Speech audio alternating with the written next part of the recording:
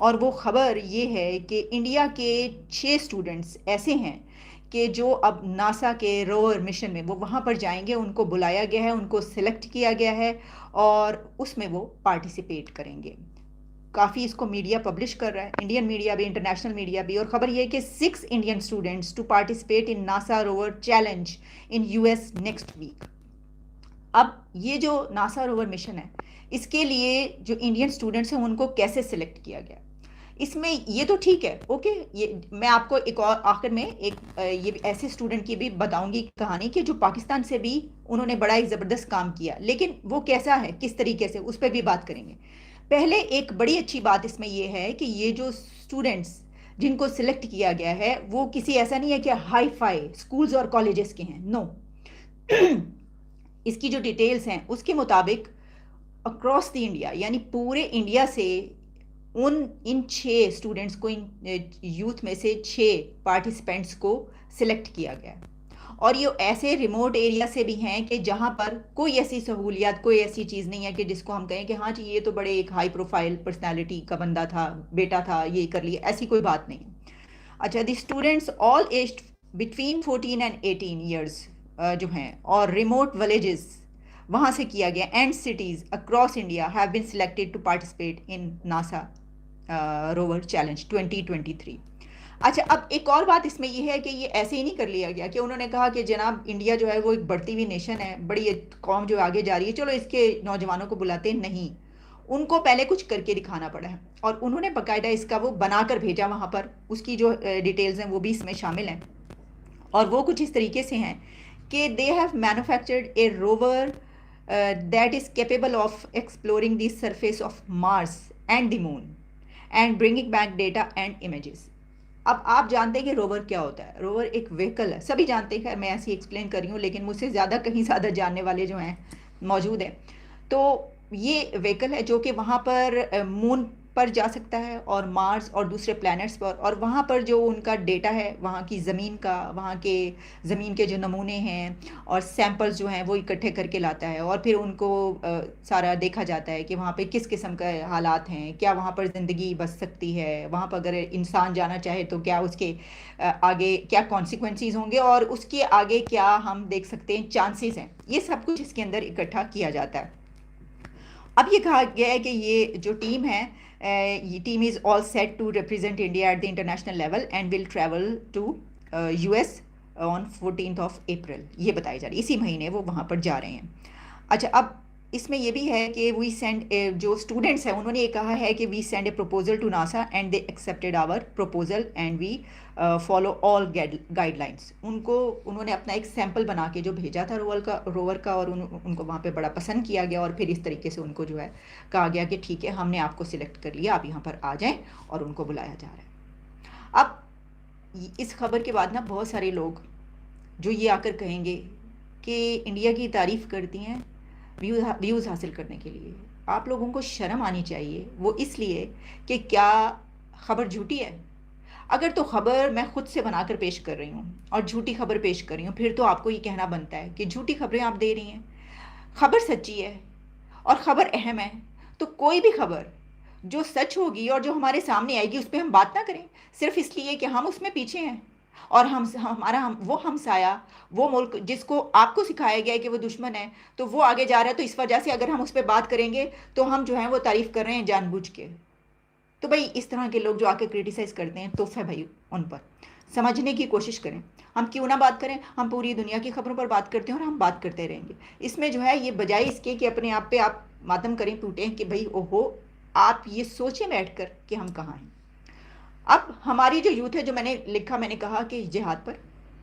بھئی یہاں پر تو ایکٹیوسٹ جو ہیں وہ اینٹ اٹھاؤ تو اینٹ پٹو ایکٹیوسٹ نکل رہا ہے۔ تو یوتھ جس کا کام یہ ہے کہ وہ تعلیم حاصل کرے، اور اس کے بعد جب وہ چلیں کچھ نہ بھی بن جائے، کم از کم تعلیم کمپلیٹ کر لے، اس کے بعد وہ ایکٹیوسٹ بنے، اس کے بعد وہ سیاست میں آئے، اس کے بعد وہ سیاست وہ تو ابھی سے سیاست میں ہے. میں یہ نہیں کہہ رہی ہوں کہ سیاست میں حصہ لینا غلط ہے یا سیاسی اویئرنیس رکھنا غلط ہے یا ایک پولیٹیکل ایکٹیوسٹ ہونا غلط ہے. وہ بھی یعنی ایسا اگر ہم کہیں تو وہ بھی غلط ہوگا. یعنی ایسے کنٹریز کے جہاں پر اس طرح کی کوئی آزادی نہیں ہے, سعودی عربیہ, یو اے ای, آپ ایسے ہی جہاں پہ فریڈم آف اسپیچ اور فریڈم آف ایکسپریشن نہیں ہے, اس کو بھی ہم صحیح نہیں سمجھتے. لیکن یہ بھی صحیح نہیں ہے کہ آپ کے پالیٹیشینس نوجوانوں کو یہ کہہ کر بلا رہے ہوں کہ یہ جہاد ہے اور اگر آپ نے اس میں حصہ نہیں لیا تو اللہ آپ کو معاف نہیں کرے گا. میرے ساتھ سڑکوں پر نہ نکلے تو اللہ معاف نہیں کرے گا. اور تمام پارٹیاں آپس میں دست و گریباں ہوں اور اس کے بعد جو یوتھ ہے وہ بھی تقسیم ہو جائے اور اس کے بعد ان کا کام کیا ہو, دن رات صرف یہ ہو کہ یا تو وہ سوشل میڈیا پر جہاد میں لگے رہیں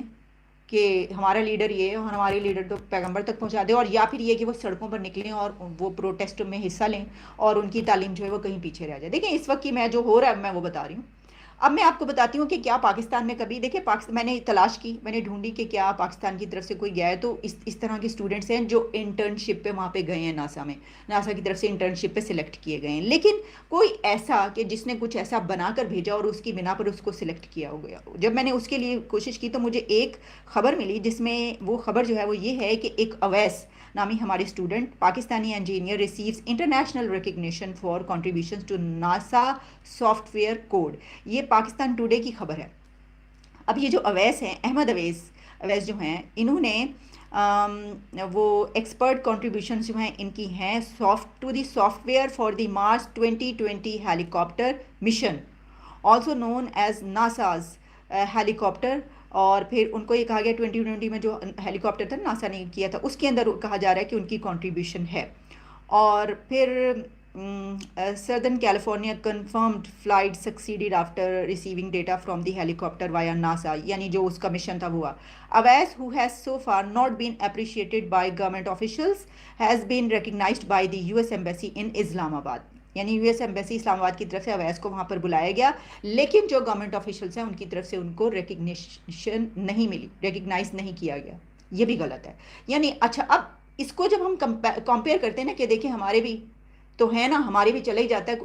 بھائی. یہ جو اگر احمد اویس, یہ اگر خبر بالکل سچ ہے اور صحیح اور ایسے ہی ہوا ہے تو زبردست, اور بھی ایسے لوگ ہوں گے. لیکن پرابلم یہ ہے کہ ہمارا میں سے تو کوئی اکا دکا کوئی اٹھتا ہے, اور اگر وہ کوئی ایسا بنا دیتا ہے یا ایسا کام کر دکھاتا ہے تو اوپر چلا جاتا ہے, اس کو بھی ریکگنائز نہیں کیا جاتا. تو ایک جو کہ جس کا کیلیبر یہ ہو, جو اپنی فل ایفرٹس لگا کے میریکل ہو, یعنی وہ تمام جو بیریئرز ہیں ان کو بریک کر دے, اویس تو پھر ایسے ہی ہے نا, اور وہ آگے چلا جائے, وہ اور بات ہے. جبکہ ایک اسکول کے لیول پر, ایک کالج کے لیول پر, ایک یونیورسٹی کے لیول پر اور ایک گورنمنٹ کے لیول پر پالیسیز ایسا ہونا کہ اسٹوڈنٹس کا وہاں پہ بنا کے اس طریقے سے بھیجنا اور سائنس اور ٹیکنالوجی پڑھنا, اس میں اتنا آگے جانا اور گروپس کو وہاں پہ بلانا, وہ ایک الگ بات ہے. اس طرح کے لوگ آپ کو ہر جگہ ملیں گے. پاکستان میں یہ بڑی بات ہے خاص طور پر کہ کوئی ایسا بندہ, ایسا اسٹوڈنٹ اٹھتا ہے, لیکن وہ ایک آدھ آپ کو کوئی ایسا ملتا ہے جو بیچارہ اپنے ہی اس پہ جو ہے نا نکل پڑتا ہے. ورنہ آپ کو ایسے لوگ بھی یہاں پہ ملیں گے جو پانی سے چلنے والی گاڑی بناتے ہیں. بھائی پانی سے چلنے والی گاڑی ہم بنا چکے ہیں اور اس کے اوپر ہم مصر تھے کہ یہ بالکل ٹھیک ہے, اور صرف وہ بندہ نہیں, سائنسدان, بلکہ ہمارے ادارے بھی, ہاں جی, وہ کہہ رہے تھے صحیح ہے یہ پانی سے چل سکتی ہے. ہم نے کہا بھائی یہ ہم نے بیچ دی پانی والی گاڑی, تو پانی کی گاڑی تو ہو سکتا ہے ہماری مارس پہ بھی پہنچ جائے. تو دیکھیے اگر پانی والی گاڑی, پانی سے چلنے والی گاڑی ہم بنا لیتے